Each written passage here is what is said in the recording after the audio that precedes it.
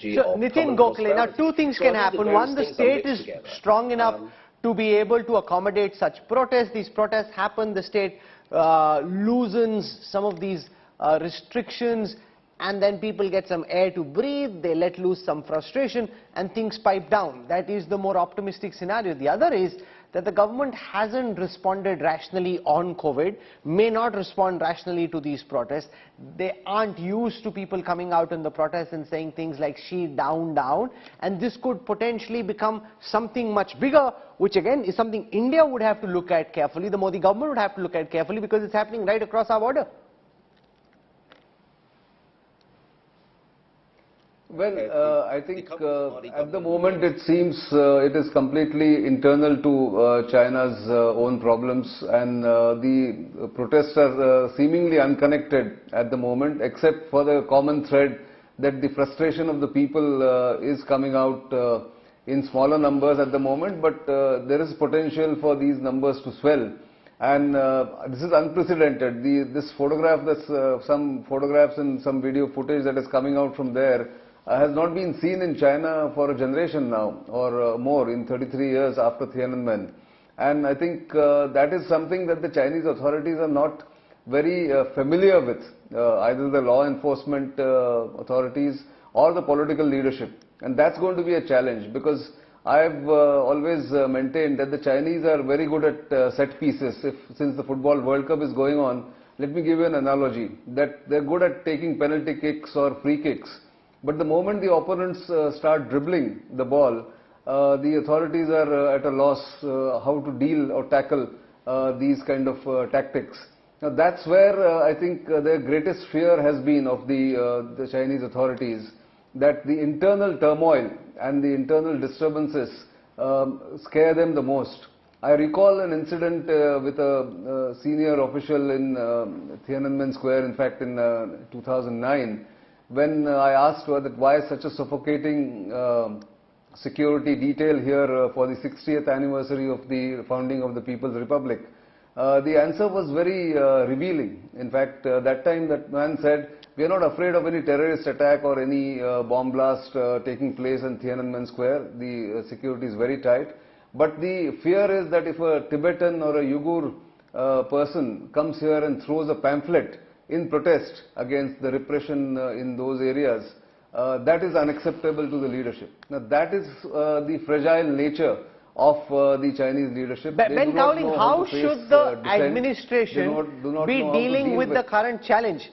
It's showing a hockey stick-like increase in the number of COVID cases. Potentially with some lag it will start showing up in death cases as well.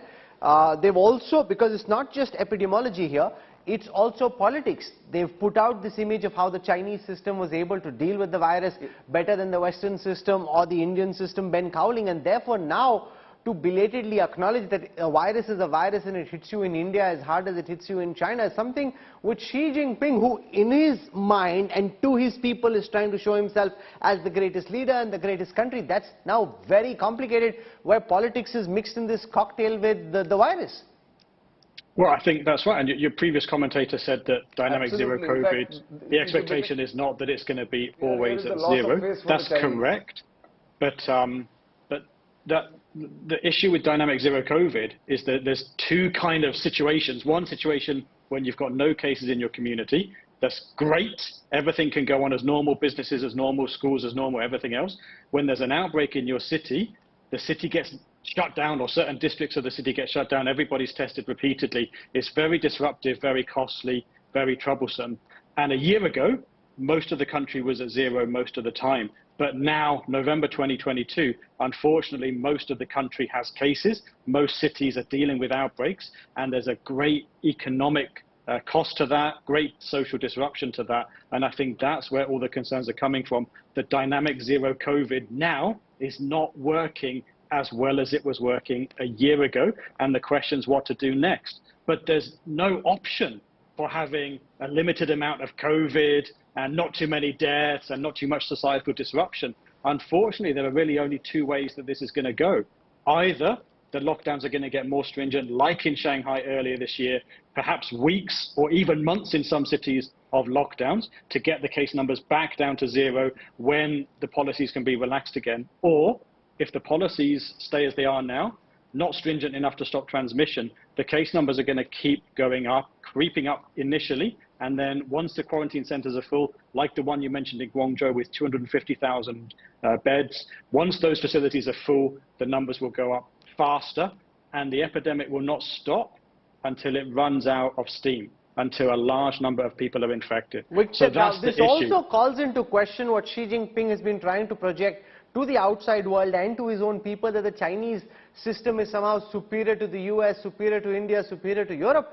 This virus is essentially telling Xi that the virus is the virus and you're all human in front of it, no matter whether you're in New York, Shanghai or New Delhi.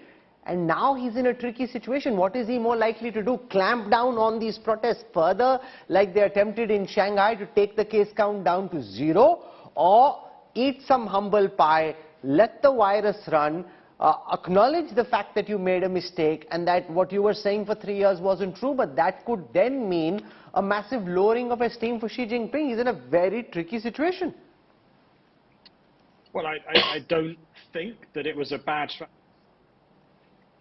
The error was in imagining that the strategy can be sustained in the long term without recognizing that viruses change. And unfortunately, COVID has changed. A year ago, before Omicron came to around the world, zero COVID was working pretty well. But the advent of Omicron, and particularly the latest versions of Omicron, it makes zero COVID very, very tough to sustain. And I think that that's the issue, that there wasn't a recognition that the virus could change. There was maybe some hubris in thinking that the government can always stop COVID, can always use all of these excellent measures and the infrastructure and so on. And unfortunately, right now, with case numbers increasing across China,